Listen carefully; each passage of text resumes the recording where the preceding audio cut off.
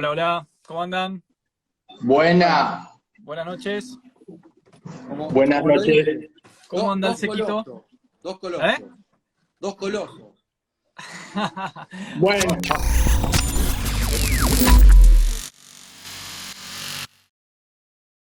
Bueno, a ver, temática del día, el inconsciente. El inconsciente, que, bueno, da mucho para hablar. Esto se puede analizar desde el punto de vista filosófico. Bueno, acá tenemos un filósofo, ¿no? Que entiendo que para la filosofía el inconsciente tiene que ver con esas partes del psiquismo que no están, digamos, que no están claras en la conciencia, o por lo menos hasta ese momento, ¿no? No sé, vos después dirás lo que opinás. Y después podemos entrar con el tema de Freud, Jung, Adler, todos estos, digamos, estos pensadores del principio del siglo que desarrollaron, bueno, muchos acá en el canal saben que yo a Freud no le tengo demasiado cariño, pero bueno, fue uno de los iniciadores. Si es que la historia que nos contaron es real, porque ahora ya cuestionamos todo, ¿no? Pero digamos, fue uno de los iniciadores del psicoanálisis. Bueno, tenemos a Adler, que no lo tengo tan claro, Adler, pero sí sé que tenía alguna peleita ahí con Freud, que creo que su sistema se basaba un poco en las compensaciones. Y Jung, que bueno, sí, por supuesto Jung, como está muy relacionado a la astrología, lo hemos visto mucho en su momento, por supuesto desarrolló todo lo que tiene con el inconsciente colectivo, y la famosa pelea con Freud, donde digamos se peleó con su papá, o por lo menos esa es la historia que conocimos.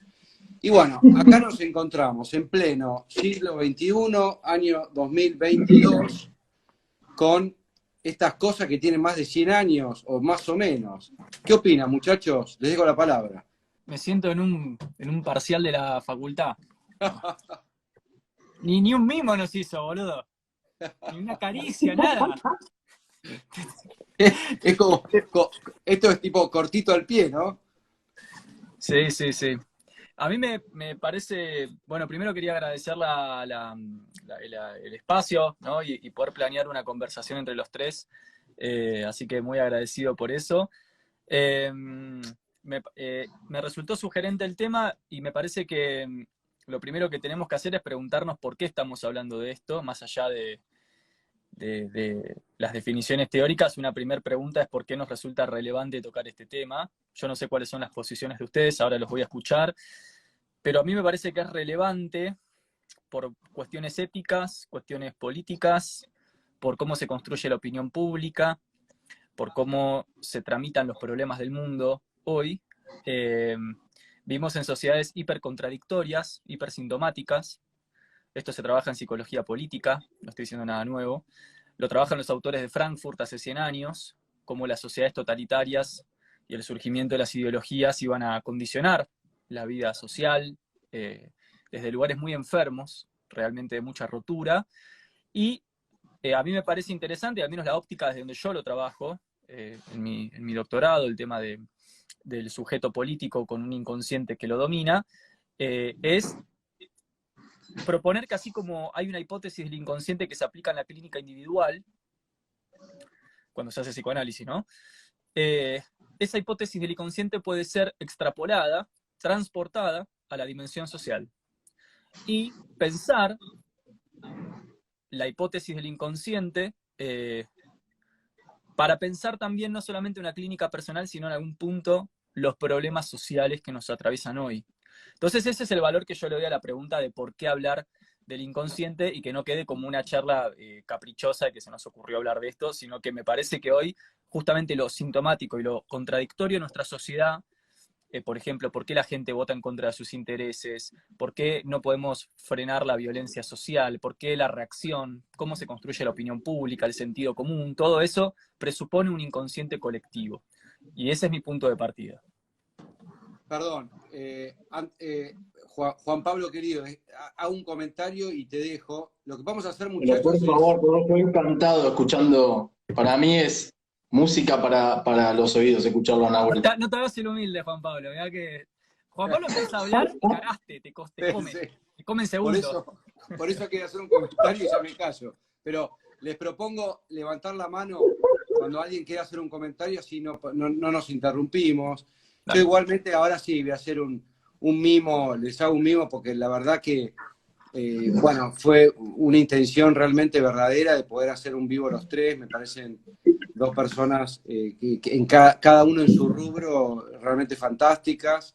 Y bueno, se me ocurrió que por ahí, tocando alguna temática, bueno, vos propusiste el tema del inconsciente, Nahuel, me pareció bien, a Juan Pablo también, y me parece que podemos llegar a buen puerto. Ahora, desde un punto de vista astrológico, yo quiero aclarar que el inconsciente tiene que ver con el planeta Neptuno, y me parece también fundamental tocarlo en estos tiempos por el movimiento que está haciendo en el cielo Neptuno, y que tiene que ver de alguna manera con los sueños, con el inconsciente, con generar un velo, con la nebulosa, con las ilusiones y las desilusiones, con algo, digamos, de alguna manera, si querés, idealista y querer llegar al nirvana. Y en última instancia también puede tener que ver con evitar y olvidarse de este mundo cruel, del mundo de la tierra cruel. Por eso está asociado mucho a los viajes sobre la expansión de la conciencia, a los viajes exáticos, ¿no? Con plantas y qué sé yo. Bueno, quería, digamos, hacer este comentario y le dejo acá la palabra a Juan Pablo, querido. ¿Cómo andan, muchachos, muchaches? Che, bueno, gracias por la invitación. Ah, está prohibido eso en Capital, perdón. Fue un exabrupto de mi inconsciente, un acto fallido. Che, no, en serio, muchas gracias, Jochi, por la invitación. Bueno, un placer estar los tres juntos hablando de esto. Mi trabajo se basó en la investigación de lo inconsciente, así que también tengo mucho trato directo con lo inconsciente, más allá de toda la propuesta de los investigadores. Hablar teóricamente de lo inconsciente es completamente ridículo. Lo inconsciente se experimenta directamente. No podemos estar teorizando sobre el inconsciente. Hay que analizar el propio inconsciente. De hecho, Carl Jung trataba sobre ese tipo de temáticas, ¿no? Ser el propio objeto del experimento. Vos tenés tu inconsciente. Y eso me parece como súper importante, porque si no estamos teorizando, ¿no? Y lo más importante del inconsciente justamente es vivirlo.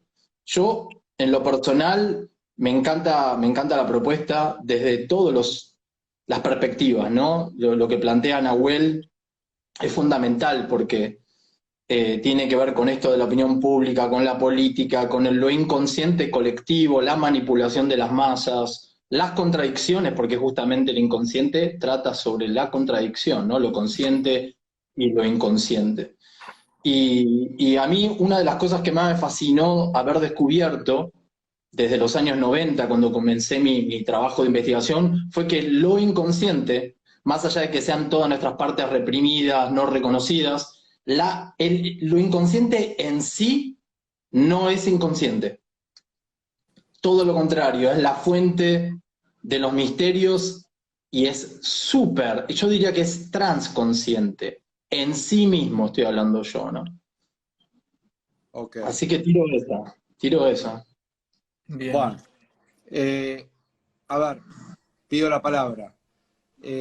Un poco también con lo que decía, sí, estoy de acuerdo desde mi punto de vista, y también con lo que decía Nahuel, el tema de las masas, ¿no? Y la política, y un poco lo que está pasando. A mí se me aparece mucho el tema de lo que podría ser la programación neurolingüística que estamos viviendo hace muchísimos años, y esto, digamos, y se inserta dentro del inconsciente colectivo. Entonces, de alguna manera, nosotros quedamos adormecidos. El adormecimiento tiene que ver también con Neptuno, o sea que por propiedad transitiva también tendría que ver con el inconsciente. Y se me aparece mucho eso, y me acuerdo también de la televisión. A ver, la trato del pasado, ¿no? Porque hoy por hoy, digamos, antes había solamente televisión, donde uno veía eso, ese aparatejo de TV, ese aparatejo maldito, si querés, como muchos decían, y de alguna manera ingresaban los rayos a través del astral. Acá nos metemos en mundos más esotéricos, pero eso ingresa y uno no puede decodificarlo, es como que ingresa sin barreras, no tenemos barreras para decodificarlo y quedamos de alguna manera automatizados. Perdón, por ahí me fui de tema, no sé, los dejo, digan lo que quieran. Vamos en ronda. Vuelve a Nahuel la pelota. Dale.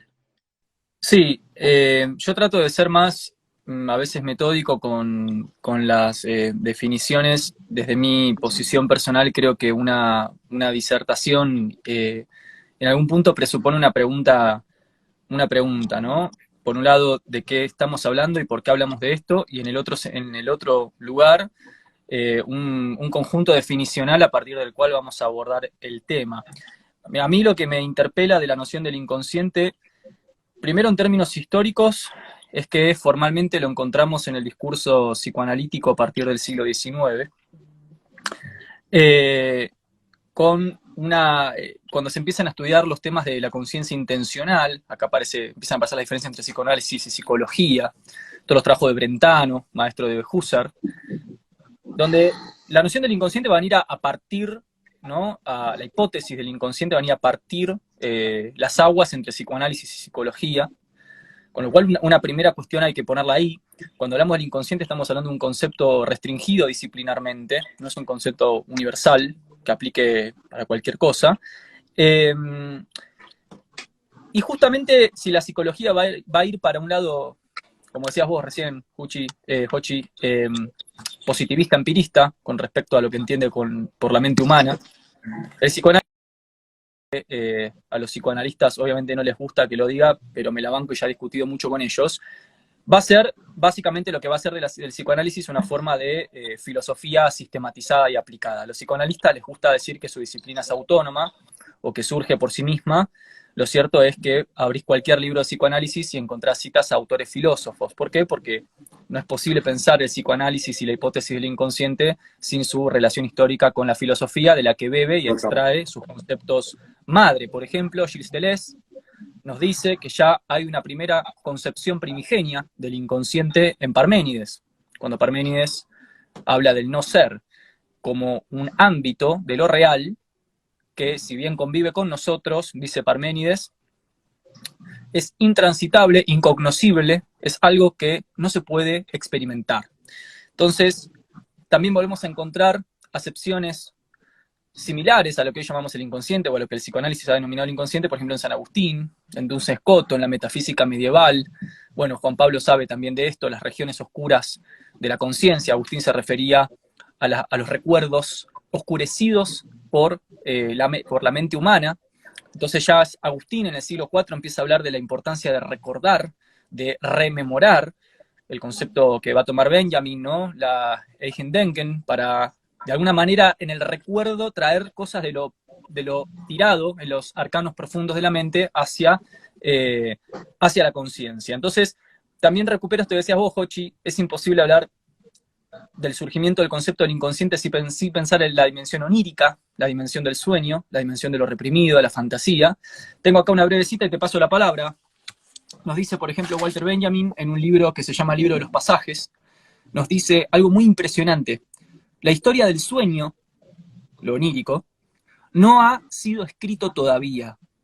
Comenzar a indagar el sueño implica dar un golpe decisivo a la superstición de su limitación natural por medio del esclarecimiento histórico. O sea, hasta tal punto no conocemos ni siquiera la naturaleza profunda de nuestro dormir, de nuestro ensoñar, que los filósofos más importantes han demandado que se haga una filosofía del sueño, relacionada profundamente con la expresión de lo reprimido en el inconsciente. Entonces, me parece como que está bueno como colocar una línea, ¿no? de dónde viene esto, porque sin Nietzsche, Freud no podría haber hablado, ni Breuer podrían haber hablado del inconsciente, por ejemplo, ¿no? Y sus instintos. Totalmente, claro, buenísimo. Sí, sí, sí. Es fundamental porque es básicamente, yo no voy a tratar de minimizar las citas técnicas y la terminología técnica por la gente, ¿no? Porque para que podamos entender de una manera más simple de qué estamos hablando, de qué se trata todo eso y de qué me sirve hoy en día a mí, ¿no? O sea, ¿de qué nos sirve a nosotros hoy en día estar hablando de todo esto? Aunque me fascina, saben que me gustan mucho los tecnicismos y la investigación, pero desde la antigüedad más remota se conocía todo esto, aunque no llevaba el nombre de lo inconsciente, llevaban otro tipo de nombres como el misterio, lo arcano, y formaba parte de la iniciación.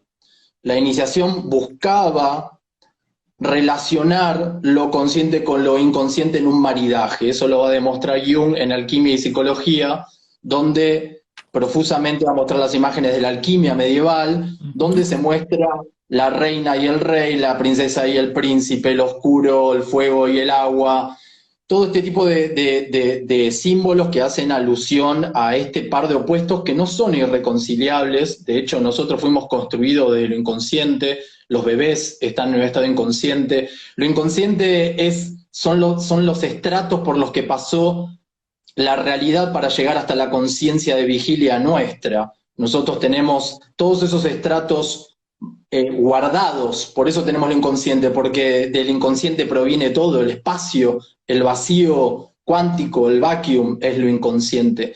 Venimos desde esas aguas, de esas matrices, por eso esto involucra la filosofía, lo simbólico, lo astrológico, porque lo astrológico funciona a nivel inconsciente, es el anima mundi la que comunica las influencias astrológicas, no el electromagnetismo, las fuerzas físicas.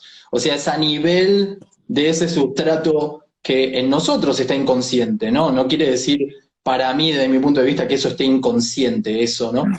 Así que me parecen como temas súper profundos porque de esa relación crece y se expande la conciencia, de nutrirse de la relación con lo inconsciente. Yo ahora más adelante voy a seguir desarrollando esto porque hice un ejercicio de vida de esto. O sea, yo desde muy chiquito me relaciono de manera muy profunda con los sueños y mi propio inconsciente, y fui descubriendo un montón de trucos, técnicas que fui desarrollando para generar este vínculo, ¿no? Porque creo que uno de los puntos más interesantes de Freud es haber descubierto, que no lo descubre él, que son las capacidades terapéuticas del inconsciente. ¿Qué quiere decir esto? Que relacionarnos con el inconsciente, con el contenido inconsciente, nos puede llegar a curar de ciertas cosas. Esto es fundamental. En la antigüedad esto era completamente fundamental. Así que bueno, abro también y continúo el juego en ese sentido, ¿no? Por esos caminos. Sí, yo quiero aclarar que por ahí yo estoy más grande arriba porque el vivo se inició de la cuenta de Lesica Films, pero todos tenemos la misma importancia acá. No, porque viste que muchas veces la gente hace comentarios al respecto. A ver, yo si me remonto un poco a la antigüedad, bueno, en la astrología, por ejemplo, si uno ve los panteones, ¿no? Dentro de la mitología, las deidades, eso era todo del mundo del inconsciente. O sea, la conciencia llegaba hasta cierto punto en lo que era la pirámide de Caldea, uno puede decir el planeta Saturno, donde ahí estaba la culminación de la forma. Y luego venía el más allá. Todo lo que era más allá era inconsciente en un punto. En la antigüedad, cuando uno traspasaba los límites de esa aldea, ese núcleo de contención, esa burbuja que generaba el humano para poder protegerse del mundo externo, ese mundo externo oscuro, era inconsciente también. Me acuerdo, por ejemplo, la serie, yo era fanático en su momento de la serie Lost, cuando hablaban de The Others. Eso es el mundo del inconsciente en un punto. Claro. También. Entonces, digo, está bueno poder analizar de alguna manera, tratar por ejemplo, vos recién hablabas, Juancito, del tema de los sueños, ¿no? Que bueno, eso es apasionante, ¿no? El análisis de los sueños y cómo poder anotar, llevar, si querés, una rutina, un protocolo para poder descubrir ciertas cosas que uno ve en los sueños, que es interesante. Hay ciertos patrones que se pueden repetir, qué sé yo, ciertas características, cuando uno, típico, ¿no? Que dicen, bueno, soñaste con agua, tiene que ver con las emociones, el mundo simbólico.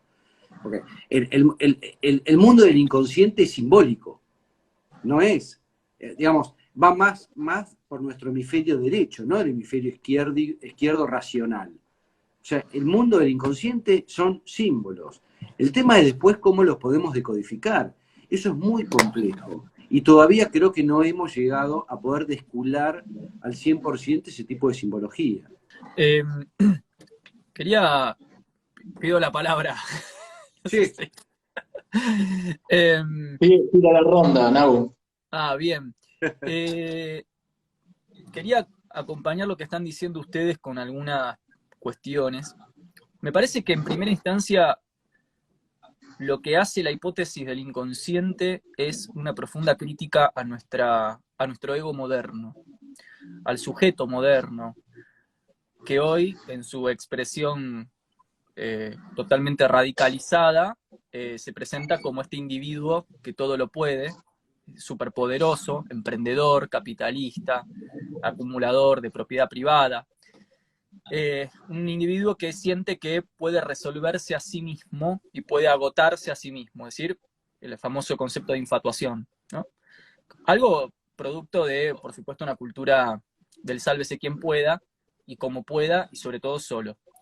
Yo creo que justamente la hipótesis del inconsciente viene a cuestionar este individuo hiperracional, hipercientífico, hipertecnocrático, hiperinversor, productor, en la medida que le viene a hacer saber que no es dueño de todo lo que le sucede y paradójicamente no es tan dueño de sí mismo, que es justamente la gran inserción que hace el psicoanálisis en los primeros albores del siglo XX, cuando Freud dice, refiriéndose a los norteamericanos, ellos no saben que le estamos trayendo la peste. O sea, ¿a qué se refería Freud?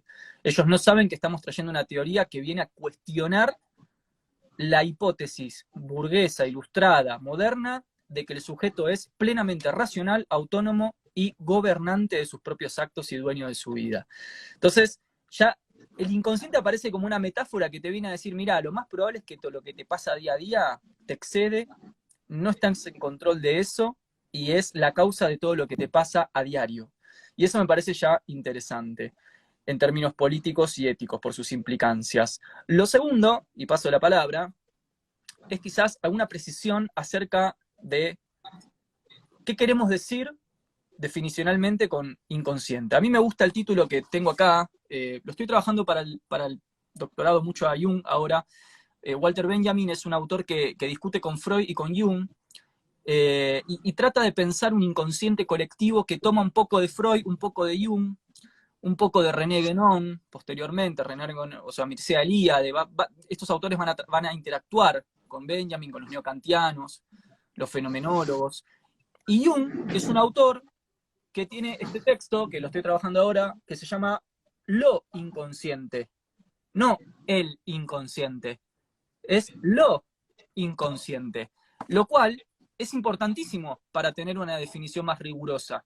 Porque lo primero que tenemos que entender es que cuando hablamos del inconsciente no estamos hablando de un objeto, ni tampoco estamos hablando de algo así como una región, como un pedazo de mente que sería el inconsciente y que estaría en juxtaposición con la conciencia meridiana, sino que estamos hablando de algo así como un efecto que se da en el comportamiento, un efecto que parasita el comportamiento, el lenguaje y la formación de ideas.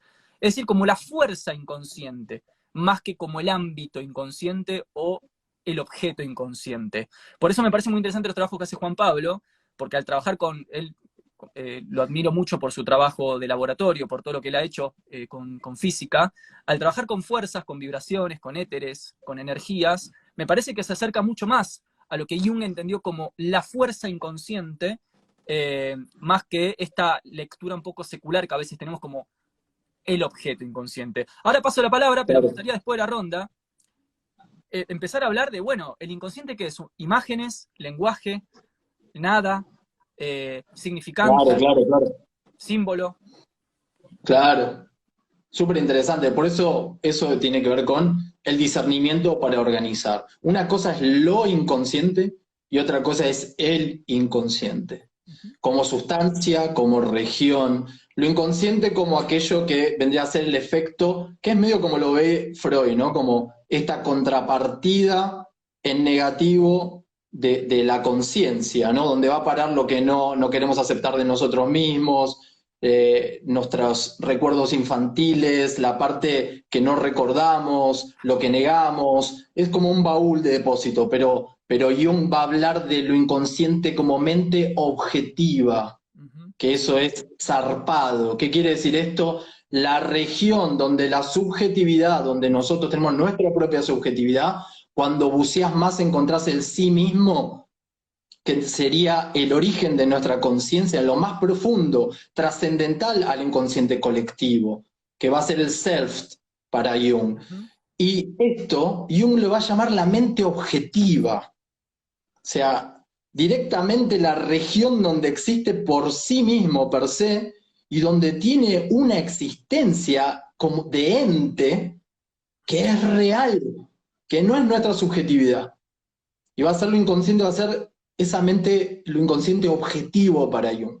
Igual es súper interesante verlo con todos estos autores, pero también es interesante volver a nuestra América nativa, volver a Rodolfo Kusch, volver a las culturas ancestrales de acá, que también tenían esas nociones, no con ese tipo de terminología epistemológica, sino con el tratamiento que le daban a esas regiones, ¿no? Con la guachuma, con la ayahuasca o el yagué, cómo lo comprendían los nativos de estas regiones, que es súper interesante porque no tienen constituido a nivel indígena, a nivel tribus no contactadas, a nivel lo más profundo del indigenismo, no tienen construido ese yo capitalista, sálvese quien pueda, autónomo y separado.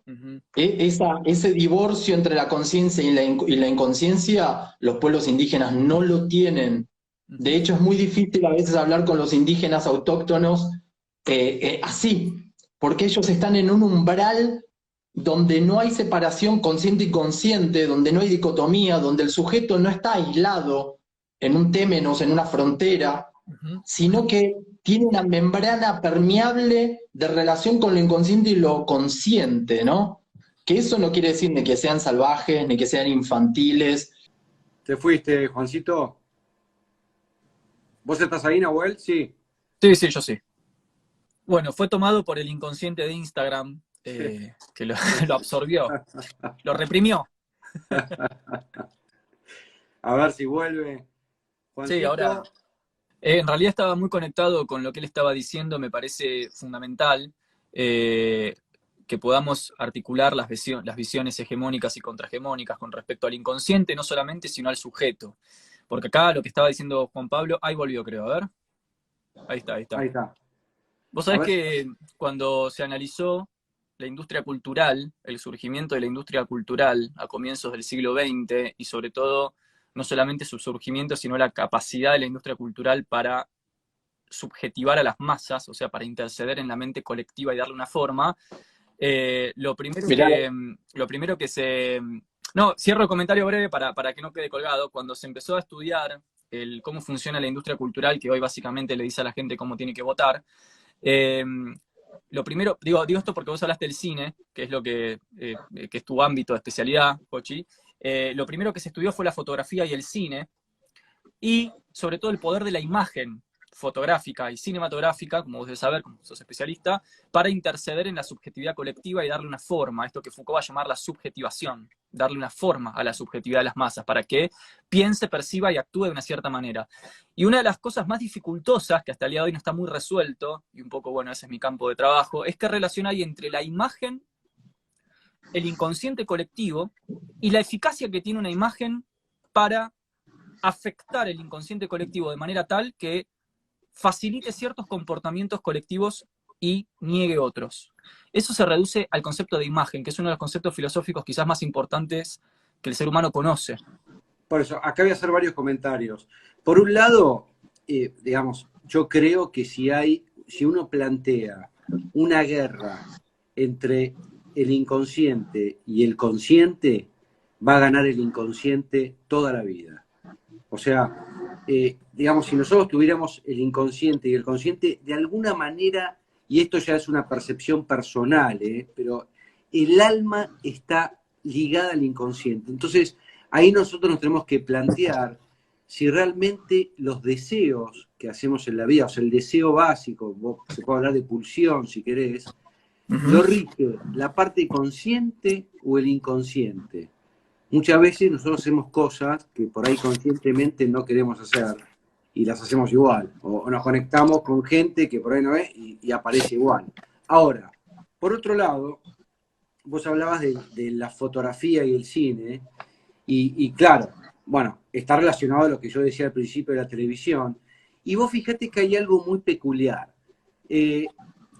Digamos, de alguna manera el cine hollywoodense ha tenido más éxito que el cine, si querés, de autor, o por ejemplo, el famoso neorrealismo italiano, o la Nouvelle Vague de Francia, o el cine, digamos, que va mostrando, qué sé yo, cuando va a mostrar las historias de vida que pasan en una ciudad. O sea, es como que Hollywood, de alguna manera, a través de sus guiones, ha logrado captar algo del inconsciente colectivo donde a uno le genera una emoción. Sí. Porque acá nos metemos en otro tema. O sea, el cine intelectual europeo no genera emoción. Exacto. El cine americano genera emoción. Entonces, por eso ha tenido más éxito, porque al generar la emoción, impacta dentro de nuestro inconsciente colectivo.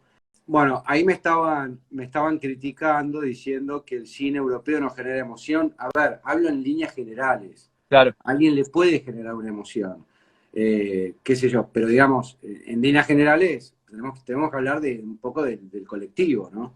O sea, quizás te referís a que no es exitista, como lo es el hollywoodense. Claro, no es exitista. Eso está muy bien preparado, o sea, los guiones te tocan en el lugar donde tienen que tocar y te generan una lágrima, te generan engancharte, te generan cosas que el cine europeo, si no sos intelectual o vas por la filosofía o el onanista del cine, no tiene enganche, digamos, ¿no? Sí, claro, está la pregunta por la masividad, ¿no? ¿Por qué uno es masivo y el otro no? Bueno, sí, el cine griego es malísimo intelectualmente. Bueno, a ver, yo igual soy fanático, hay ciertas cosas del cine europeo que son... La película, por ejemplo, Sodoma y Gomorra de Pier Paolo Pasolini no tiene parangón. Algo livianito tiraste, ¿no, Pasolini? Bueno, ahí tenés algo que puede impactar en el inconsciente colectivo siendo del cine europeo. Todo impacta en el inconsciente colectivo. Todo va a tocar alguna fibra del inconsciente colectivo, eso va a buscar la emoción, porque lo inconsciente es emotivo también. Claro. Porque lo emocional es lo inconsciente. En su forma más pura, esto lo voy a relacionar con la imagen. O sea, yo amo mi mundo onírico, amo los sueños. Tengo cuadernos y cuadernos y audio lleno de sueños. Y si hay algo que tengo claro es que la imagen es una representación de la emoción en el sueño. O sea, cada vez que vos recordás en el acto de querer recordar el sueño, lo empezás a falsificar automáticamente. Entonces vos decís, haces esa acción que te dirige al recuerdo, ¿no? Me voy a acordar del sueño. Y automáticamente empieza la falsificación. Porque en realidad el sueño era un estado emocional tuyo que adopta formas geométricas, imágenes, y se transduce a una serie de situaciones, que son, vos estabas en el agua tratando de salvar un bebé que estaba en una canoa, que la canoa se hundía continuamente. Y eso es un estado emocional. Yo creo que para mí es súper complejo el tema del inconsciente, no vamos a poder hablarlo hoy, no podemos restringirlo a algo, porque los sueños son un montón de cosas. Son muchas cosas los sueños. Tengo cientos de sueños, anoto mis sueños desde que soy muy chico. En temporadas no lo hago, en temporadas sí. Los sueños giran alrededor del sentido, por eso se repiten. Si vos los pones en serie, decís sueños sexuales, sueños de paranoia, sueños de volar, sueños de llegar tarde al aeropuerto o a tomar el colectivo, sueños de esto o aquello. Y los ponés, vas a ver que periódicamente se repiten. Y lo que hace eso, cuando vos lo vas poniendo, es un círculo, como una espiral, porque lo que hacen es señalar el sentido de forma metafórica. Y ahí hay muchísimo, ¿no? A nivel jurisdicción, a nivel lo que es la jurisprudencia. O sea, no se castiga a un chico con síndrome de Down por un asesinato. Es un atenuante matar a alguien si estás drogado, porque está relacionado con lo inconsciente. Eso volviendo también a algunas cosas que tienen que ver con lo que decía Nahuel y con lo que tiene que ver con la configuración de nuestra psique, ¿no? Esto también para traerlo y vincular toda la charla, ¿no? ¿Por qué nos impacta una historia? Porque tenemos una estructura inconsciente que se va a identificar con eso. Por eso el cine de Hollywood, por eso Disney, porque están los arquetipos de las historias de siempre, ¿sí? Más para un lado o para el otro, porque así te van a manipular, ¿no? El mensaje subliminal, el dirigirte, el programarte, ¿sí? Y ahí hay cuestiones muy profundas, ¿no? Yo creo que todo esto que estamos abriendo no es para una charla en un vivo, porque es muy complejo el tema, que tiene que ver con el libre albedrío, la capacidad de elección, la programación, la relación con lo inconsciente. Cuando uno empieza a relacionarse con lo inconsciente y empieza a observarlo, empieza a interactuar con uno y la conciencia se expande y cambian las decisiones y cambia esa situación de la programación. Cuanto vos más te relacionás con lo inconsciente, menos programado estás. La programación pasa cuando vos negás lo inconsciente en ese sujeto aislado que estaba describiendo Nahuel hace un rato, ¿no? Del sálvese quien puede, del sujeto positivista, del eterno progreso en línea hacia adelante, separado de la naturaleza, de lo inconsciente. Cuando uno tiene una relación natural, le presta atención a su inconsciente, se relaciona con él, la conciencia se expande. Yo creo que ahí hay una ecuación que hace a la salud, que es inconsciente más inconsciente igual superconsciente. Negar el inconsciente fue lo que trajo la neurosis, eso Jung lo sabe muy bien, haber quitado el sistema de iniciación, la mitología, los ritos de pasaje, todo eso nos enfermó la cabeza porque esos eran válvulas que la cultura tenía milenariamente para administrar la relación con lo inconsciente, la ceremonia, el simbolismo, toda esa relación natural que tenía el indígena con el ritual y la ceremonia era para poder, ¿sí? De alguna manera, eh, eh, ¿cómo se podría decir? Incluir lo inconsciente en la vida y relacionarse con lo inconsciente. No se olviden que de lo inconsciente van a venir los sueños premonitorios, va a venir el genio, va a venir la intuición artística, son las musas, ¿sí? De ahí van a venir, que te susurren las ideas, las brillantes ideas. Y trabajan en sinergia, ¿sí? A mí me pasa continuamente que yo estoy detrás de una idea, cargo con mi consciente, hago estadística, digo, ah, mira, este símbolo se repite acá, esto se repite allá, esto está por acá. Y de un día para el otro me viene una idea brillante que me dice el resultado. No lo alcanzo yo. Parece que lo inconsciente me lo da porque lo llené con esa estadística que lo hizo la conciencia. Entonces me parece que hay un trabajo en sinergia, hay una relación muy interesante, hay un hierogamos, un matrimonio sagrado, hay algo que no sé, como entidades modernas del siglo XXI, eurocentradas, nos estamos olvidando y perdiendo, ¿no? Yo tengo ahí una pequeña diferencia con el planteamiento de Juanpi, una diferencia teórica, más no una diferencia ética ni praxeológica. En principio, absolutamente de acuerdo, esto está documentado en la filosofía, la importancia de la dimensión ritual, del rito, no solamente como el establecimiento de la frontera entre lo sagrado y lo profano, sino como válvulas de descarga que no solamente de alguna manera conectaban con el inconsciente universal, sino además con... Ah, ¿se fue Jochi? Sí, lo que digo es no solamente la dimensión ritual opera como un establecimiento de frontera entre lo sagrado y lo profano y con la conexión con algo así como la conciencia universal, también llamada en Platón la idea del bien o Dios en la escolástica medieval, sino que opera como válvulas de relación instintiva, porque no solamente en el inconsciente reside una supuesta relación con una sabiduría mayor, sino las pulsiones e instintos naturales más primigenios del ser humano, que pueden ser estimulados con imágenes, con símbolos, y por eso obviamente hoy nuestra industria cultural nos refuerza la imagen del delito, el crimen, la guerra, el horror, la violación, la pudredumbre, para justamente apelar a esto medio arcaizante de nuestro inconsciente, que es la relación con los instintos primitivos. Con lo cual, todo esto que decía Juan Pablo, totalmente así, y le agrego, o sea, sencillamente acompaño con la cuestión del inconsciente y la relación con lo instintivo. De hecho, el debate entre Adler, Freud y Jung es cuáles son los instintos que se están dirimiendo en el inconsciente, ¿no? Para Freud, los instintos, por ejemplo, en la neurosis se relaciona con la psicología sexual. En cambio, Jung lo que comenta es que para Adler lo que se trata en la neurosis es más bien de un instinto de poderío. Por eso Jung retoma todo el debate entre Nietzsche y Wagner para dar cuenta de dos conceptos de neurosis. Una neurosis explicada desde la sexualidad infantil, otra neurosis explicada desde un instinto de poderío del yo.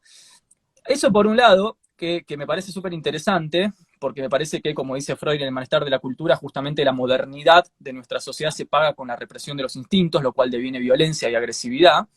Pero, dicho eso, mi diferencia con Juanpi en términos teóricos es la siguiente. Yo creo, al menos desde mis estudios, que la idea de que uno puede inmediatamente relacionarse con el inconsciente o inmediatamente, por ejemplo, a través de la interpretación de los propios sueños, y de esa manera desarmar nudos patológicos o fuentes de padecimiento como la neurosis obsesiva o la histeria, para mí es un error teórico, porque justamente presuponer que uno se puede inmediatizar a sí mismo y autoanalizar y autoabordar es justamente no ver que cuando haces eso, el inconsciente está operando.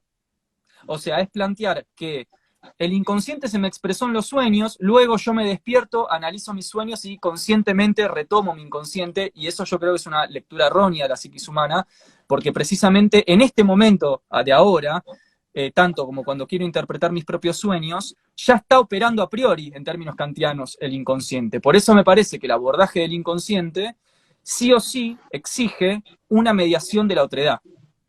Es solamente a través del análisis de la intervención de la otredad que uno puede decodificar el inconsciente, y por eso me parece fundamental lo que vos decías, Juanpi, las prácticas comunitarias. O sea, las prácticas comunitarias indígenas como decodificación de un inconsciente, más no el individuo autodecodificándose a sí mismo, lo cual además acompaña el paradigma neoliberal del individualismo que se resuelve a sí mismo. Claro, lo que pasa es que eso Nau, tiene mucho que ver con estar enfocado en este tema del análisis, de la interpretación de los sueños. Hay algo que es naturalmente humano, que es que vos te relaciones con tu inconsciente. No pasa por ahí, por un nivel de análisis del que fuera, sino de mi relación con lo inconsciente. ¿Cuál es tu relación natural con tu interioridad? No una interpretación del sueño, sino cuál es mi relación con mi aspecto íntimo, no interpretando el sueño, sino relacionándome con él. O sea, he estado en varias experiencias de ayahuasca donde vi gente curarse a sí misma, no porque la cure el chamán, sino porque al estar bajo el estado de la planta, en un estado expansivo de conciencia, se ponían en contacto con recuerdos que se habían olvidado. A mí me ha pasado directamente. Y a través de revivir, como en mi caso particular, que tuve la experiencia de recordar mi nacimiento, la experiencia de recordar cosas que no están en el umbral de conciencia, que aparece tipo a los 4 o 5 años. Sin embargo, las cosas que vos viviste antes de eso te están como de alguna manera manejando, estás inconsciente de determinados hechos que después de alguna manera te condicionan de adulto. Y que cuando vos liberás esas memorias, te sanan por recordarlas. Entonces no es tanto una interpretación psicoanalítica o racional de los sueños, sino la relación natural con lo inconsciente, ¿no? Lo que yo expresé iba más por ese lado, ¿no? De qué manera ponerse en contacto con la intimidad de uno y su inconsciente, más allá de la interpretación, digo, soñé esto, ¿qué significa? Sino relacionarte con eso y tener una gimnasia, te digo por experiencia personal, y supongo que muchos de ustedes lo deben tener, ahí te habilito, Jochi, es que cuando vos al inconsciente le prestás atención, lo estimulás y se manifiesta más todavía. Entonces cuando vos empecés a ver qué soñé anoche, te acordás más de los sueños, empezás a relacionarte con lo inconsciente y empieza a ser como estimulado y tiene muchísimas más reacciones. Te acordás más de tus sueños y no solo entrar en la región de lo inconsciente a través de los sueños, que eso era lo que comenté un poquito, sino que es paradójico porque yo empecé a entrar al inconsciente consciente y eso me generó como una paradoja lingüística. ¿Cómo? No me quedo dormido, observo la pantalla psíquica, aparecen las imágenes, estoy soñando y no estoy durmiendo. O sea, estoy lúcido como un observador viendo lo que sucede. Y ahí empecé a darme cuenta de un montón de situaciones que me hacían meterme en esas regiones sin dormirme. Y me generó todo un conflicto semántico, epistemológico, como es lo inconsciente, pero yo estoy consciente. Y ahí empecé a darme cuenta que una cosa es lo inconsciente como lo reprimido, que era lo que definías vos, y otra cosa es la entidad de lo inconsciente, que en sí misma no está inconsciente, y que vos podés generar una relación con eso y comunicarte, como nos estamos comunicando nosotros tres en este momento. Y se establece una relación de la que vos podés verte beneficiado de manera increíble, porque te da soluciones a los problemas, te dice lo que va a suceder en el futuro, es el ámbito de la precognición, de la clarividencia, del arte, podés sacar ideas. O sea, Dalí pintaba así, miraba el lienzo, se iba a dormir y soñaba después lo que pintaba, ¿no? Yo, a modo creativo, siento, ¿no?, como un lazo súper intenso con eso. Me parece genial porque antes iba a hacer un comentario en relación a Nahuel, ahora primero te tengo que hacer un comentario en relación a lo que dijiste recién, que claro, me encantó eso de ingresar al inconsciente de una manera consciente, porque vos sabés, esto te lo voy a relacionar con el momento antes de partir en esta vida. Vos fíjate que lamentablemente lo que se hace con un paciente terminal es adormecerlo con morfina. Entonces, esa persona no tiene la capacidad de ingresar conscientemente al otro mundo, que es el inconsciente. Totalmente, Eso es lo que están totalmente, generando. totalmente. Por Totalmente. otro Bueno, me lado, acuerdo de Andrew Huxley tomando el LSD en el momento de morir, ¿no? Porque quería vivir la experiencia de lleno y tomó el LSD en el momento que se estaba muriendo. genial. Eso es muy fuerte, muy cuestionable también todo esto, la verdad que Es muy fuerte. Nos estamos es metiendo en muy otro fuerte lo tema. que estamos hablando. De hecho, miraba los comentarios, eran terribles. O sea, después está esta magia de que nosotros todo el tiempo proyectamos lo inconsciente, así también lo conocemos, ¿no? Las Ahora, cosas que decían por la bandera, a Nahuel, a mí, porque dije chiques, alguien dijo, hablan en chiques, me voy, esto es una pelotudez, el otro dijo, la bandera, Nahuel le sucede, ¿viste? ¡Wow! O sea, porque el inconsciente todo el tiempo está proyectándose sobre la pantalla de la realidad, ¿no? Todo el tiempo estamos sacando todos esos elementos que están acá atrás y como un aparato, vos decías la televisión, el cine, porque es una analogía de nosotros mismos. La imagen, decía Nahuel, y el cine, decías vos, esto es fundamental.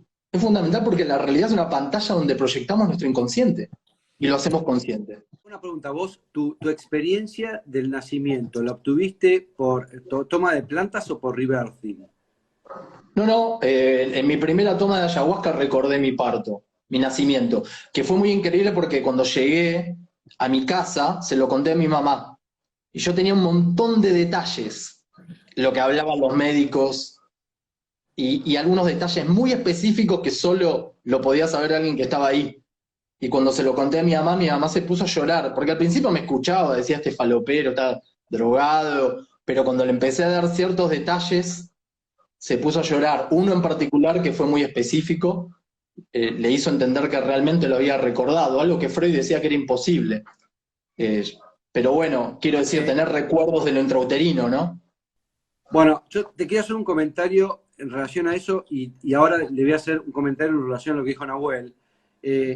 Vos sabés que esto es una posición mía, pero yo, y esto lo digo también como astrólogo, yo creo que en este momento de la humanidad ya estamos a punto de caramelo, de no tener que ingresar en estos mundos inconscientes a través de un dispositivo externo o una toma externa. Uno ya puede tener la conciencia de poder ingresar a estos mundos inconscientes de una manera diferente. O sea, no tener que biohackearse. Esto es una postura mía actual en relación a eso. Ahora voy en relación a lo que decía Nahuel, de Freud y todo el tema. Bueno, vos sabés que yo soy terapeuta corporal, terapeuta bioenergético. Venimos hablando de Freud, Jung, Adler. Está bien, uno podría decir que Jung, a diferencia de Freud, logró ingresar de alguna manera en la espiritualidad, ¿no? Ahora, hay algo importante que no hay que perder de vista, fue el trabajo de Wilhelm Reich. Reich, porque de Reich surge la bioenergética, es donde yo me formé como terapeuta corporal, donde Reich decía que no importa el intelecto, lo que importa es el cuerpo habla, vos podés estar en una terapia y podés decir una cosa y tu cuerpo otra, y lo que está diciendo tu cuerpo está reflejando lo que dice tu inconsciente. Esto es maravilloso porque se ve en la terapia corporal, vos trabajás con estructuras de carácter que pueden ser similares a las de Freud y lográs romper esas estructuras y surge todo el inconsciente, bueno, puede ser catártico, ¿no? Pero esta visión a mí me parece maravillosa porque es otra manera de ingresar a este mundo del inconsciente que no, digamos, que es a través de lo corporal, que es algo fundamental que en esa época casi no se trabajó, porque ni siquiera Jung lo trabajó lo corporal, ese fue más para el espíritu. Bueno, perdón, hice estos dos comentarios que me parecían pertinentes. Le dejo la palabra al siguiente, no sé quién es. Now. Sí, yo creo que el discurso de que uno puede acceder a su propio inconsciente para develarlo e interactuar con él es un discurso afín a una sociedad individualista en la que cada uno quiere pensar que puede develarse a sí mismo, acceder dentro de sí mismo, muy a la manera de la gnosis antigua. Yo creo que, en parte a mis investigaciones, digo, no es que creo, estoy hablando con respecto a lo que he estudiado, no es que soy un genio de esto, ¿no? Ni mucho menos, sencillamente hablo de mis estudios, o sea, esto lo han planteado otras personas. Precisamente la idea de que uno puede acceder a sí mismo, a los confines profundos del sí mismo, con distintas técnicas, baile, arte, meditación, pensar los propios sueños, yo qué sé, es una lectura profundamente individual, ¿no? Donde el mensaje en el fondo es, vos podés, con tu propia técnica, acceder a los arcanos profundos de tu propio ser. Yo creo que, primero, eso es un discurso de clase. Segundo, creo también que es metodológicamente no entender lo que es el inconsciente, porque precisamente la comprensión de lo que es el inconsciente o lo inconsciente imposibilita esa lectura. Por supuesto estoy hablando de una lectura sin duda teórico occidental. Creo que a la gente le gusta que le digan que con un poco de práctica en tal o cual cosa puede acceder a sus regiones profundas y develar sus misterios. Creo que hay un goce colectivo en esa lectura. Hay un intento también colectivo de desbaratar al otro, con lo cual estos discursos me parece que facilitan el desbaratar al otro. Es decir, yo no necesito a nadie ni a nada con que vaya a expresión corporal o lea un libro de tal, o medite, entonces me resuelvo a mí mismo. Con lo cual creo que tiene consecuencias éticas y políticas complicadas esta lectura. En tercera instancia, esta lectura en la que uno accede al sí mismo de manera autogestionada, cancela toda la teoría desarrollada en torno al lenguaje y a la intersubjetividad. E incluso sigue presuponiendo un individuo que tiene algo sustancial dentro de sí mismo que se le devela, y digamos que es una lectura del siglo XVIII, y no conoce o desconoce las lecturas en torno al sujeto, porque si uno, en vez de entenderse como individuo, se entiende como sujeto, es como efecto de estructuras que nos anteceden, entonces ya no hay nada dentro de uno, no hay una metafísica interior, una sustancia con propiedades que se nos mostraría en una práctica autogestionada, sino que el surfeo en el inconsciente, más a la manera lacaniana, sería, por ejemplo, en un lenguaje colectivo, donde, por ejemplo, el dolor o el padecimiento se me da en relación con un otro, no en relación a mí mismo. Es decir, me parece que hay algo ahí del orden de cómo estamos entendiendo el inconsciente que me parece que desde mi punto de vista es inadecuado. Es más, creo que si esto que estamos diciendo fuera tan así, entonces no habría más gente padeciendo, no habría más neuróticos, ni histéricos, ni psicóticos, porque todo el mundo haría expresión corporal o meditaría o indagaría en sus arquetipos primigenios y se le iría a la histeria, a la neurosis, o sabría qué hacer con su vida de un día para el otro, y eso no es lo que pasa. Lo que pasa es que la gente está cada vez más rota en la sociedad en la que más información sobre el inconsciente y la meditación y la espiritualidad hay. Es decir, que el acceso a esta información, y acá también discuto el posicionamiento de Hochi, no garantiza la resolución del problema. Yo sostengo que al inconsciente se lo mediatiza con un otro, no de manera autogestionada. Esa es mi posición personal, que no es la del psicoanálisis, sino la de la filosofía, que luego retoma el psicoanálisis. Digo esto porque mucha gente piensa que estoy elaborando un discurso psicoanalítico. Lo que hace el psicoanálisis es retomar las ideas de la filosofía. Por ejemplo, cierro con esto, Hochi, la idea de que el cuerpo expresa el inconsciente profundo es correcta, pero es una idea que tiene 6.000 años, no es de nuestro siglo XX. Es algo que lo dicen los epicúreos, los estoicos, los artistas previos al periodo socrático. Sin embargo, la gente hace expresión corporal y aún así llega a la casa y no sabe si cambiar de carrera, separarse, si cambiar de trabajo, no sabe por qué sostiene un trabajo que no le gusta, por qué se lleva mal con el hijo. Entonces me parece que cuando uno va a la cotidiana, todo este discurso de que yo surfeo sobre mí mismo y me develo en mi propia meditación, hace agua, desde mi punto de vista. No, pará, yo estoy de acuerdo con lo que decís, que hay mucha mezcolanza actual y estamos todos mal. En ese sentido estoy de acuerdo. Ahora, cuando yo me refería a la terapia corporal, es con un terapeuta, es como ir a un psicoanálisis, nada más que se trabaja el cuerpo. No se trabaja tanto sobre el intelecto. A eso me refería y ha tenido muy buenos resultados. Por supuesto que nada es la panacea, porque no hay que olvidarse, digamos, de alguna manera, como diría Rudolf Steiner, del misterio del Gólgota. O sea, todo es un misterio en un punto. Lo estamos tratando de buscar herramientas para salir adelante de conflictos, de diferentes temáticas. Por supuesto que no se le va a solucionar la vida a uno. Y sí, yo en un punto estoy últimamente muy duro con todo lo que sería lo pseudo espiritual y el reloaded de la New Age. O sea, ahí concuerdo con vos.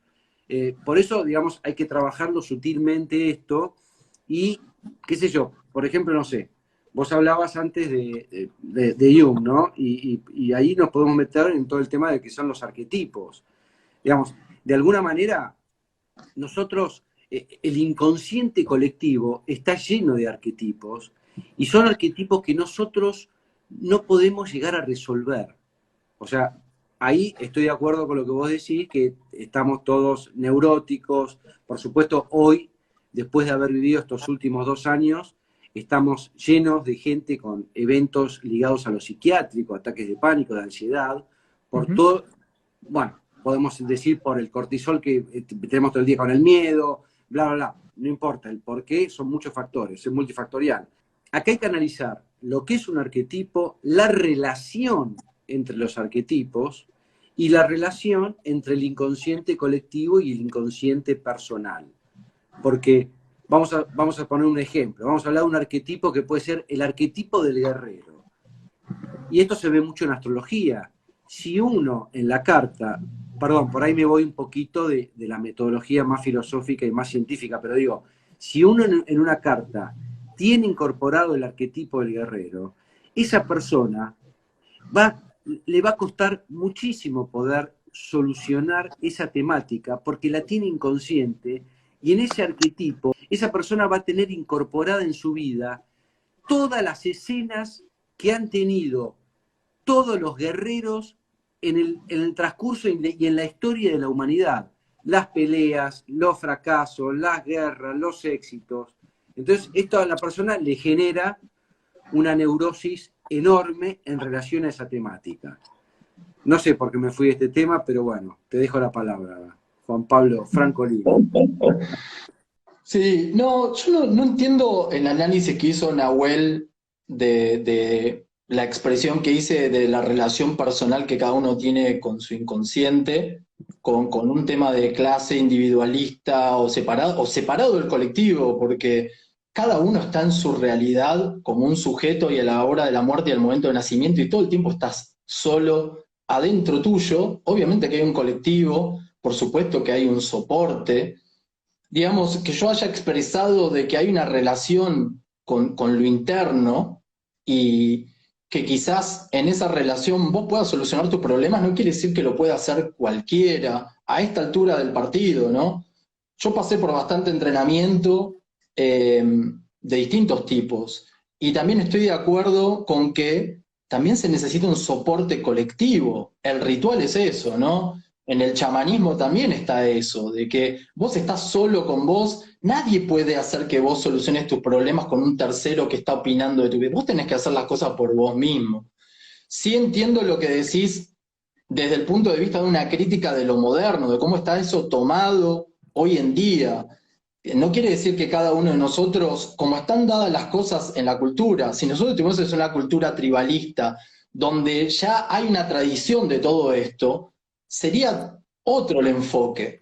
Digamos, la expresión que yo di en relación a cómo manejé esas situaciones o lo que a mí me pasó, yo no sé si aplica para todos. Eso pasó después de mucho trabajo, no fue algo inmediato. Yo hacía como 15 años que estaba trabajando en mí mismo y en lo colectivo, con la ceremonia, con el ritual, con la gente, con grupos, para llegar a esa experiencia que sí fue personal, porque cuando te mueras vas a estar vos solo adentro tuyo. Y Totalmente. cuando vos naciste también.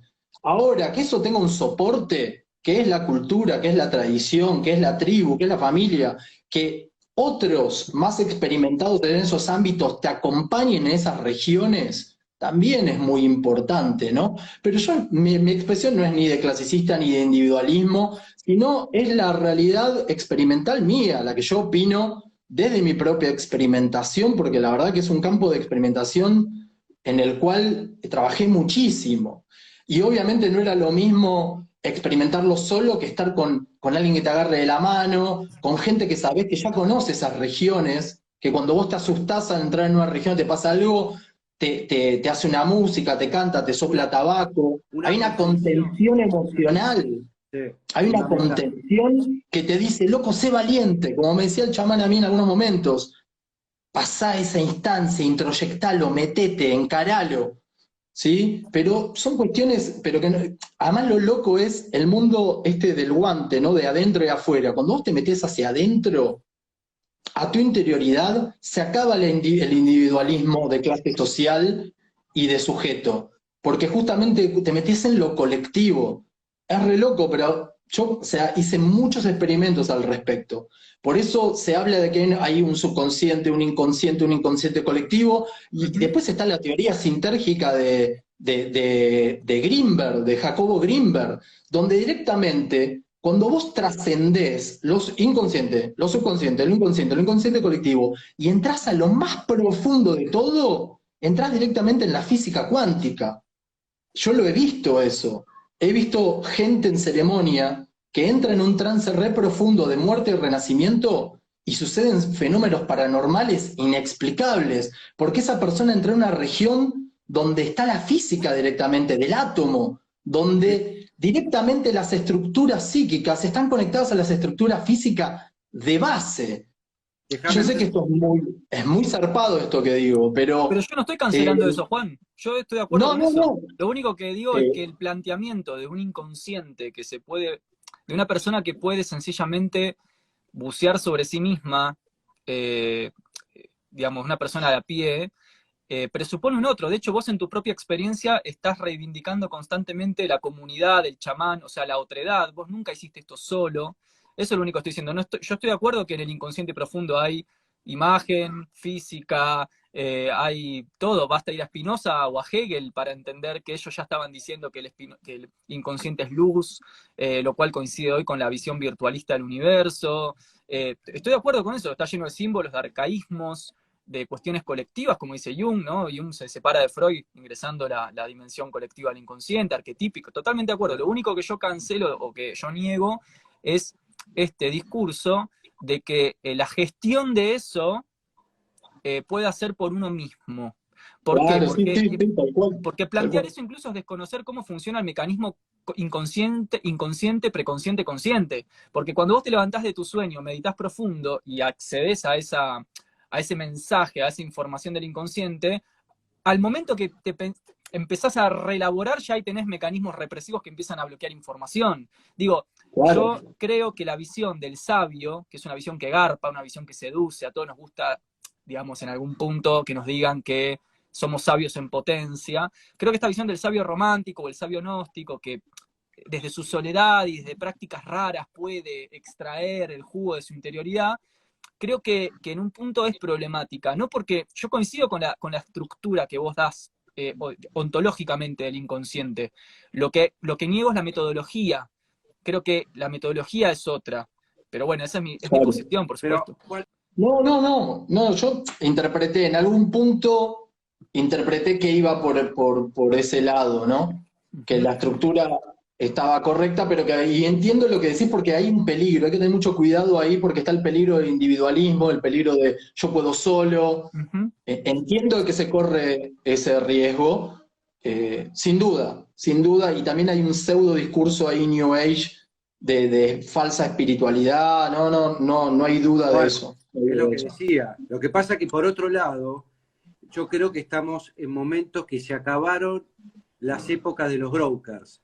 O sea, se acabaron los intermediarios. La conexión, yo no necesito un cura para conectarme con Dios. Mi conexión es directa. Ahora, que uno tenga a alguien que lo guíe, que sea una ayuda, por ejemplo, en un ritual, como vos decías, que te contenga es diferente. Pero ya el broker no existe más. Claro. No, pero yo entiendo por dónde va lo de Nahuel, Eso o es lo que creo decía entenderlo, Lutero. ¿no? Perdón, lo que acaba de decir Jochi es lo que Claro, decía Lutero. la reforma de Lutero es La esa, reforma no necesita un protestante, sacerdote intermediario. venía a decir, dijo, está bueno porque fíjense cómo desde una espiritualidad contemporánea somos más cristianos que nunca, ¿no? Sí. Bueno, hoy me consideraría entonces protestante. Un protestante, un luterano. Luterano, la reforma. Un Tal cual, reformado. tal cual. En relación a la toma de plantas, etcétera. Me parece que es medio loco lo que voy a decir, pero yo creo que eso ya es del pasado.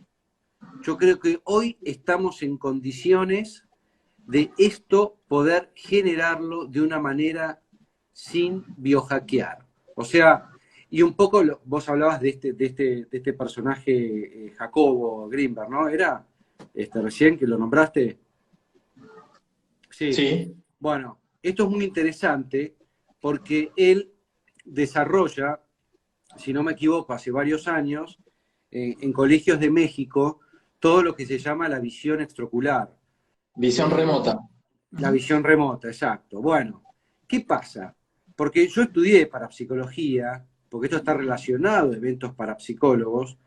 Perdón, Nahuel, me voy de tema, pero está relacionado. Dale. Esto está, ¿por qué? A principios de 1900, 1920, 1940, en los estudios RIN que se hacían experimentos de parapsicología, se hacían experimentos con cartas Zener. De las cartas. Exacto. Y vos fijate que ahí se inició lo que se podría decir el principio de la física cuántica, de darse cuenta en un hecho tangible. Se daban cuenta en las estadísticas, por ejemplo, cuando tiraban dados, que no importa, digamos, alguien que le acertaba mucho a los dados, no importaba si estaba en Estados Unidos o en Alaska, no importaba la distancia. No tiene que ver con el espacio y el tiempo. Exacto. Bueno, entonces Jacobo que desarrolla esto en los colegios, justamente es muy loco que me lo nombrás, porque no es casual. En un mes yo estoy organizando acá en la ciudad de Buenos Aires, que por supuesto que están invitados, con un ex piloto de la Fuerza Aérea Uruguaya, a un taller para niños y adultos sobre la visión extraocular y la visión remota. Mi hija ya empezó a hacer las primeras sesiones y es impresionante. Tuvo un 95% de acertamiento sobre los colores y las figuras geométricas.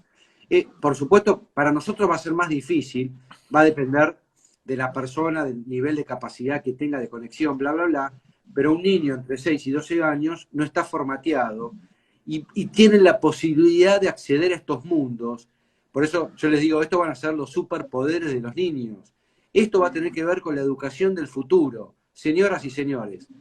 Sí, igual no agarremos cada cosa que decimos como si eso fuese el valor absoluto de la opinión de la otra persona, ¿no? Que haya tomado planta no quiere decir que mi técnica sea tomar planta, o que esa sea la única manera digamos, lo digo en general, ¿no? Porque hay miles de técnicas. Yo tomé planta en el año 2000, estamos en el 2022, nunca más volví a tomar nada. creo que es natural, el contacto que hay miles de técnicas, y estamos hablando mucho también con estos escritores, un pensamiento muy europeo, ¿no? Nos olvidemos de los Yoga Sutra de Patanjali, que tienen más de 2800 años y son increíbles cómo describen la psicología. De hecho, a la mente la pone como una de las fases de la materia. En el Patanjali, en el Yoga Sutra, pone a la mente como chita, como simplemente materia tenue. Y tiene todo un desarrollo de lo que es la memoria con los vrittis y los samskaras, que son las impresiones en la sustancia psíquica.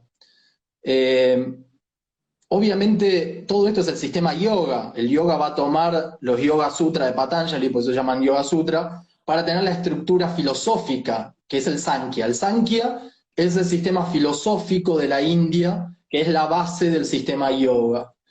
Digo porque estamos como hablando de mucho de filosofía occidental y nos falta nativa americana y oriental también, ¿no?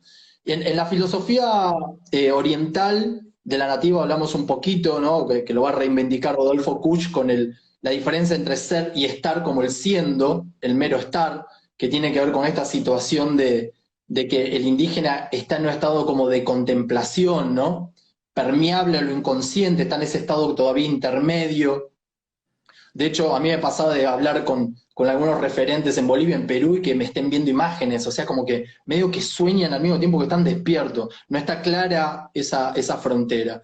En el sistema oriental, sobre todo en el yoga, que es el Sankhya, que es fascinante como está descrita la psique, miles de años antes que toda esta gente que estamos nombrando, es súper interesante cómo ven el sistema del origen de la conciencia a través del chitta, que es la sustancia psíquica, que la ven como una especie de sustancia material tenue, ¿no?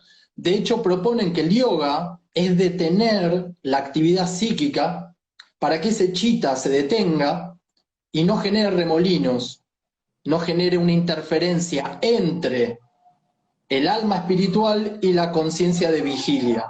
Al detener la mente en sus imágenes, en su fluctuación de imágenes, al tratar de detener con determinadas técnicas la imagen, es como un agua que se queda quieta y permite que entre la luz del espíritu trascendente al ámbito de lo personal. Esto no es tanto un individualismo digo, no es separarse, no es que uno puede con todo. Desde luego que necesitamos, ¿no? Como esta contención emocional del clan, de la cultura, la gente que ya sabe esto, que ya lo trabajó y que lo tiene vivido y que ayuda a los otros. Es fundamental. Yo creo que el psiquiatra o el psicólogo, sobre todo el psicólogo, Jung lo decía, era como el chamán. Es el psicopompos, se diría, ¿no? Los griegos le llamaban el psicopompos. Es el guía de las almas, ¿no? Mercurio. Hermes, que es aquel que tiene esa sabiduría, que tiene la experiencia y que es capaz de guiar a otros de esas regiones, ¿no? Para llevarlo y traerlo, ya sea de forma personal o como un profesional, ¿no? Y creo que eso estaba en la tribu, estaba en la cultura. Yo creo que también entiendo la posición de lo que estuvimos charlando, de que este discurso es peligroso porque nosotros no estamos en una tribu, no estamos en una cultura ancestral con una tradición milenaria, estamos en una sociedad de consumo materialista reduccionista. Entonces, traer ese discurso donde la persona sin contención y sin un contexto trata de hacer el experimento solo, es medio raro, es un doble discurso, es raro. Aparte, Por eso también entiendo de dónde viene la crítica, ¿no? No, yo creo que no, quizás no estoy siendo claro, Juanpi, yo no te estoy criticando a vos. No, Yo no. estoy planteando cuál es mi visión acerca del problema del inconsciente, tomándolo desde una lectura metodológica, epistemológica y definicional, que me parece que plantea problemas de dimensión ética y política. Obvio que todos tenemos, por supuesto, una necesidad fundamental, y comparto con vos plenamente, la de incluir las visiones espirituales, decoloniales, orientales. Soy el primero vos me conocés, soy el primero en decirlo. Siempre, yo también tomé psilocibina, tuve la experiencia con psilocibina, me pareció impresionante. Y después mi vida siguió, con todo este conocimiento que tengo acerca de lo que se me abrió en la psilocibina, y mi vida siguió, porque tengo que seguir pagando la tarjeta de crédito y el alquiler, entonces hay que trabajar, y el capitalismo se impone siempre por sobre tus revelaciones del inconsciente, porque te dice muy bien, ahora tenés toda la data, seguí pagando el alquiler. Entonces yo creo que el inconsciente justamente consiste en que aunque tengas toda la información disponible, Perdón, hay corregirte? algo ahí. Porque si decís capitalismo, parece ahí que se está hablando, uno puede decir, en realidad, la conexión con la tierra se impone. O sea, la conexión ¿Cómo? con el mundo. Claro, cuando vos decías que se impone el capitalismo para pagar las cuentas, etcétera, en realidad lo que se impone es la conexión con el mundo real que uno vive. Hay que pagar las cuentas, sea capitalismo, comunismo, socialismo, lo que sea. Sí, pero ahora vivimos en el capitalismo, no en el comunismo. Por eso dije capitalismo. No, está bien, porque mucha gente Claro. está diciendo, no, están hablando de política y qué sé yo. Es que la gente tiene que saber que todo ocurre, no somos Robinson Crusoe. Yo creo que justamente no estamos hablando de esto en una fogata, en una isla, semidesnudos, comiendo plantas. Me parece que hay que desromantizar un poco la espiritualidad y entender que el grueso de la población, consume esto ahora que volvió a trabajar 11 horas.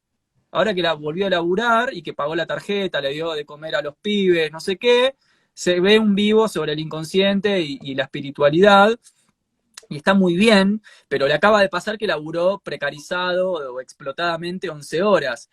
A lo que voy es, como dice Zizek, ¿no? Hay una fuerza material en nuestra sociedad que se impone por sobre nuestras revelaciones personales, y ese es el problema ético y político. Eso por un lado, no somos Robinson Crusoe.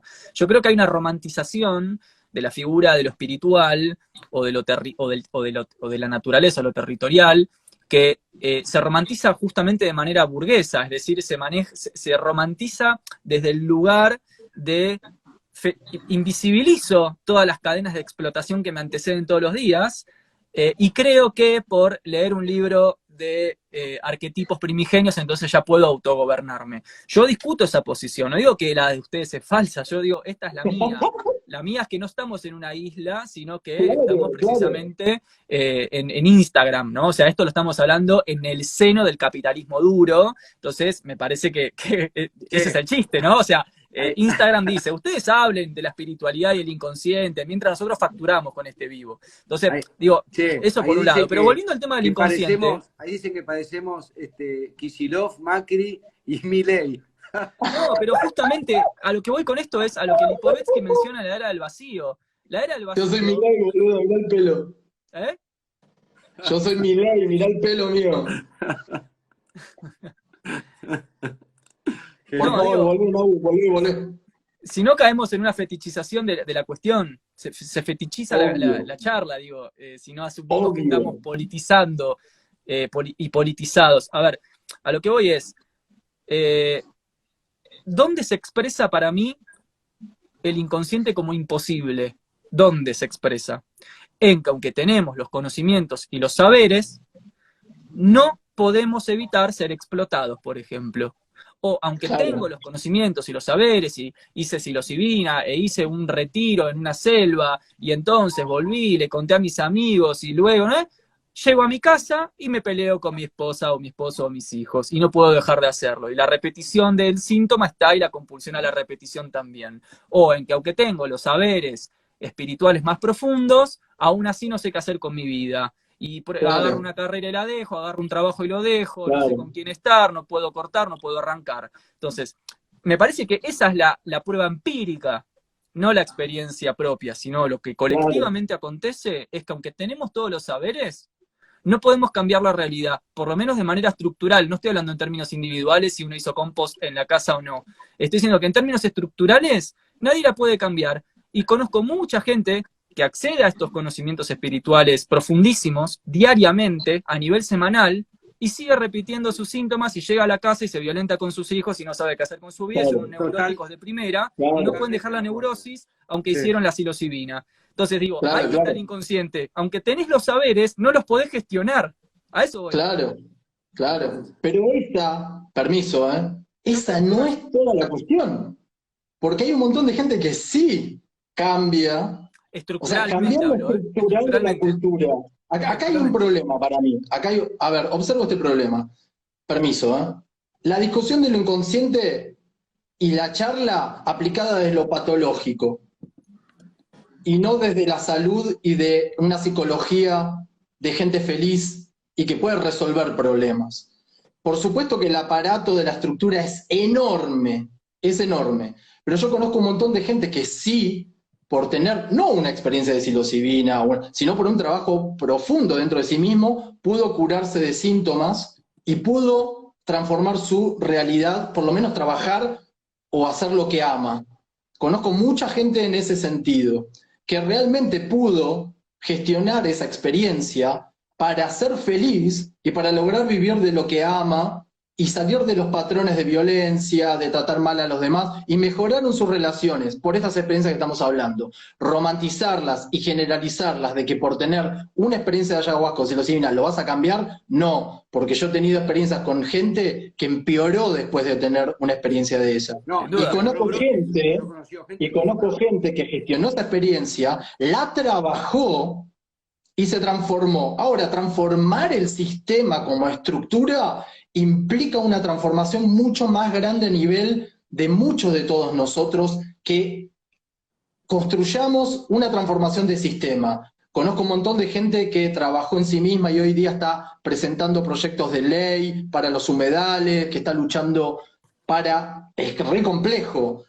Entonces, yo creo, en mi optimismo romántico, y quizás inocente, o de que sí podemos transformar este sistema. Es un monstruo, es enorme, no lo vamos a cambiar porque me tomo una psilocibina un día o me pego un viaje un día. Esto es un trabajo muy profundo de responsabilidad, pero yo creo que si empieza a cambiar uno, otro, que yo vi mucha gente cambiar, y así como vi mucha gente que no fue lo mismo que nada, si queremos cambiar esta estructura social y cultural, que la creamos nosotros de alguna manera, o que tiene una historia desde Sumeria hasta ahora y la generación del Estado romano, para llegar a las invasiones, para llegar a conquistar y saquear América, que eso va a estar contemporáneo al Renacimiento y a la reforma de Lutero, luterana, etcétera, etcétera. Yo creo que la conciencia es el motor.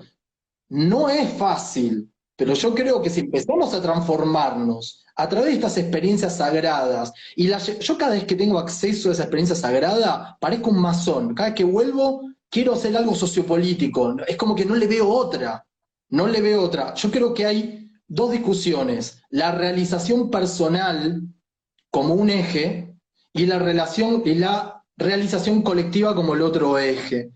La salvación del alma de uno por sí mismo, más allá de todo el sistema, y la transformación de la sociedad y la cultura y la política. Cada vez que vos tenés una de estas experiencias íntimas tan profundas con el núcleo sagrado, tu comportamiento en el día a día tiene que empezar a cambiar. De nada sirve si volvés a tu casa y le pegás a tu mujer o te enojás. Empezar a transformar eso. Y yo creo que lentamente, si logramos aplicar eso pragmáticamente, podemos generar una transformación de acá a un tiempo. Yo creo que si muchos de nosotros empiezan a entrar en eso, podemos generar una transformación, estar más atento a lo que hacen los políticos, seguirlos, legislar, estar atento a esto, estar atento Claro, a lo otro. yo creo lo Y mismo. así, con esta conciencia, podemos llegar a transformarlo. Obviamente el aparato es un monstruo, es enorme. A mí me pasa lo mismo, ¿viste? Como, che, qué jodido, tuve la experiencia de lo sagrado y tal cual, tengo que pagar los impuestos, tengo que pagar esto, tengo que pagar lo otro. Terrible. Pero hoy en día vivo de lo que amo. Ujú. Y vivo de lo que amo porque seguí esa conexión, Sí, aunque sí. entiendo que necesitamos un establecimiento político y social de eso. No basta con que yo solamente me realice en mi intimidad solo. Pero, Lo ¿sabés lo tengo que que pasa, Juanpi? transportar. Perdón, corto, muy breve. Lo que pasa mayoritariamente es que la gente busca realizarse sola. Yo no veo en los barrios pobres ejércitos de gente espiritual llevando plantas y rituales chamánicos a los pobres, digamos. No pasa, no los ves en los psiquiátricos, no los ves en las cárceles. A todas estas personas lo que les gusta es que le digan que pueden indagar en sí mismas y cambiar su propia conciencia, pero cuando les preguntás, che, ¿toda esa conciencia que vos tenés implica un otro? ¿Tiene alguna extrapolación ética y política? ¿Haces algo por un otro? Digamos, hay una institución que...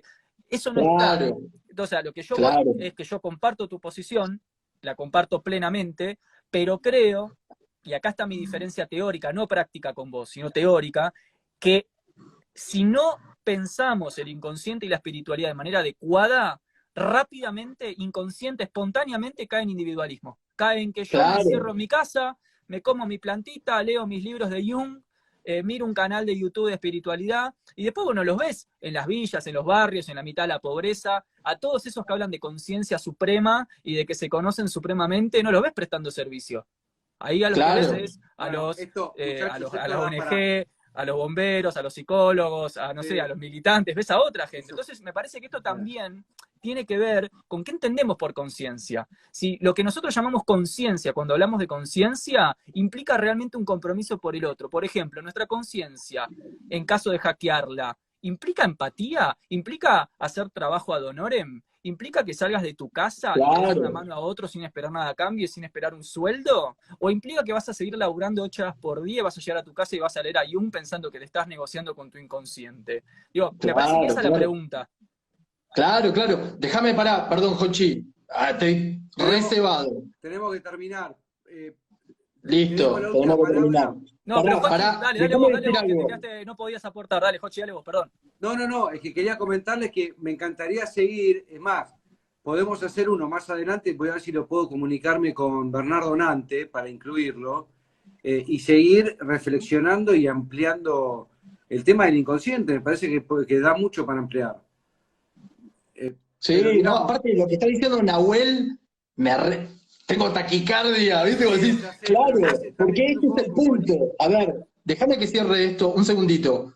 Yo todas las veces que tuve estas experiencias, lo primero que hice fue tratar de ayudar a la gente, ¿no? Tratar de hacer un servicio social. ¿Sabes qué me di cuenta? Que vos no podés a la gente que está fumando Paco enfrente de mi casa ahora mismo, porque yo vivo en Constitución, y a la gente que se muere de hambre, hablar de espiritualidad. Exacto. Primero tenés que solucionarle los problemas inmediatos. Casa, comida y vestimenta. Y después, recién ahí hablar de la espiritualidad. Obvio. Entonces, hay como que ordenar ese trabajo de servicio, que me parece la discusión fundamental, Nau. O sea, lo que estás diciendo para mí es central. Es cómo organizamos esto. O sea, si vos le vas a hablar, que a mí me pasaba, ir con el evangelio de la buena nueva a un fumapaco, te manda a la mierda. ¿A quién le importa la espiritualidad de Dios si tenés hambre? Primero dale de comer. Exacto. Primero dale de comer. Entonces me parece que ahí hay algo súper interesante para discutir. Por eso me gusta hablar con vos y tener este tipo de discusiones, porque también ordena las estrategias para implementar este tipo de cosas. Una cosa es la New Age y este egoísmo espiritual, y otra cosa es la verdadera experiencia de lo sagrado aplicada en el día a día, en lo social y en lo cultural, en la educación y en la política. Totalmente. Sí, totalmente. Chicos, perdón, señoras y señores, esto va a quedar grabado en el canal de Lezica Films en YouTube.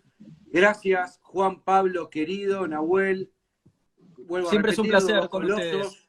Quiero decir una cosa breve. Yo aprendo mucho, tengo mis posiciones tomadas frente a la vida, pero hablar con vos, Jochi, con un hermano como Juan, a quien admiro muchísimo y respeto en su trabajo, es un placer.